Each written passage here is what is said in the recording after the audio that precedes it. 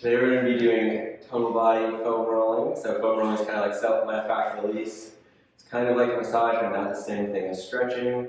So it's going to help loosen up the fascia, loosen up any knots in your muscles. It's also going to help increase blood flow to that area. So it's great to do before you work out, before you run. Or also if you're doing something super repetitive like running or biking or working out really hard, it's good to do afterwards to help kind of loosen up the muscle after working out. Awesome. Here we go. So we'll start at the lower body and work our way up. So we'll start with your calf and Achilles, which is going to be a big one for any jumping athlete or runners to help also prevent plantar fascia, which is something a lot of people complain about. You want to go up and down the muscle a few times to find any tight spots. And then if you feel a spot that's kind of tight or more sore, you want to kind of hang out there, and then you can go side to side to really help loosen up that area and increase blood flow. How's that feel now? Feels good, thank you. You want to do maybe 1 or 2 minutes on each side. If it feels tighter or more sore, you can spend more time on that area. Nice socks. Thank you. All right, let's go ahead and switch sides.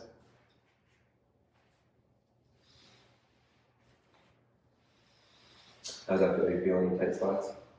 I'm about the same, in the same spot. And with the calf, it tends to be most sore, kind of where your soleus and gastroc come together right there. So you can hang out there and go side to side.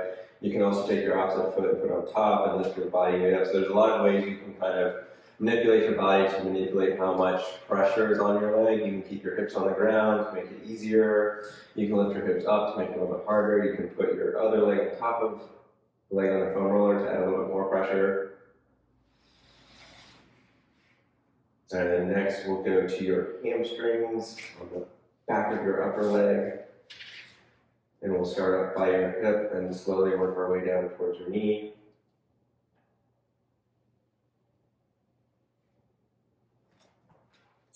The hamstrings are a large muscle body, so it tends to be not as painful or tight in most people, but usually the most painful or tight areas people experience are going to be in your calf and your IT band on the side of your leg because there are smaller muscles with longer tendons or attachments.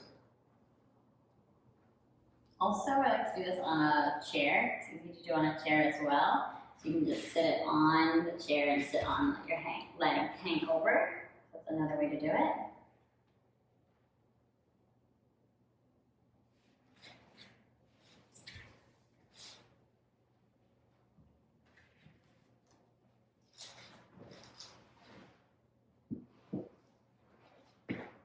How's that feel? Feels good.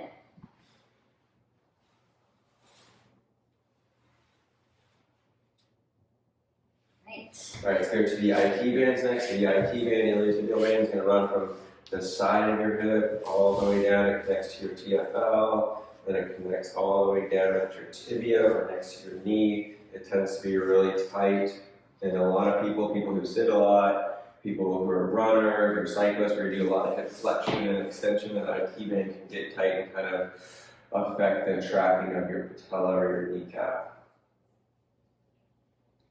Also, this might be too much pressure for some people in the very beginning. It might be too painful for you, and that is okay. Another option would be to just take it and lean into the wall. So setting it this way. That way you can control, it's not going to be as much pressure, but you can still rock side to side. When you find a spot that's tight, you kind of inch it down, and then work your way to getting to be on the floor.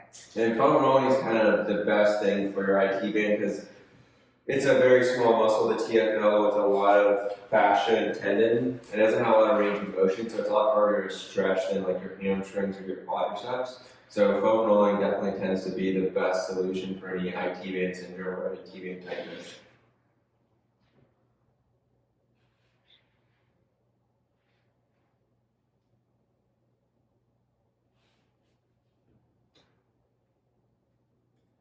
We're going to move on to our quadriceps next. So that's going to be running from down the front of our legs, from the hips down to the knee. We're going to do the same thing we've done with the other muscles. We'll go all the way up and down the muscle body a few times. And then we'll find a few sore spots and go side to side on them for like 20 to 30 seconds. And I like to start up really nice and high in the hip, so you can get a little bit of the hip too before you move into the main big part of your quad muscle. Yeah, a lot of people tend to have tight hip flexors, psoas from sitting too much or running. So starting up high and then working on loosening up the psoas is also a good thing to do. You'll sometimes see people do this with both legs at the same time, but we don't find it's as beneficial because you can't rock all the way in and out on that muscle. So doing the one leg at a time tends to work better as well.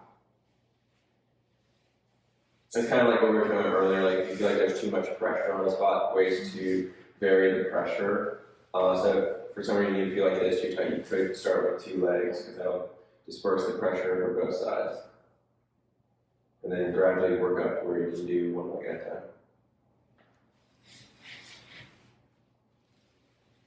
And then next we're going to work on some thoracic spine. So your T-spine is kind of like the spinal area that runs along your rib cage, so kind of like from upper back shoulder blades down to like your mid back. So for the foam rolling, we're gonna go up and down nice, slow and controlled. You want to make sure you don't go too far to the lower back because that can cause some pain. You want to make sure you stay right there just on the thoracic spine.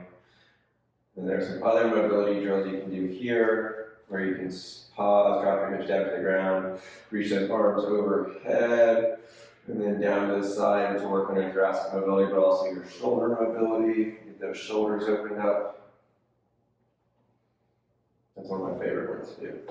That's so big.